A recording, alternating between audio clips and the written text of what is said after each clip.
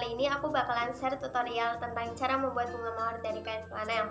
Contohnya adalah seperti ini ya teman-teman. Ini adalah bunga mawar satu tangkai dan ini cocok banget untuk dekor rumah maupun dekor acara-acara tertentu, dan tentunya ini sangat cocok untuk dijadiin buket bunga.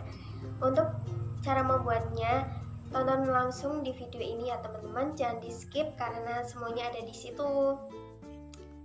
Langsung saja teman-teman, kita siapin alat dan bahan yang akan kita gunakan untuk membuat bunga mawar dari kain flanel ini.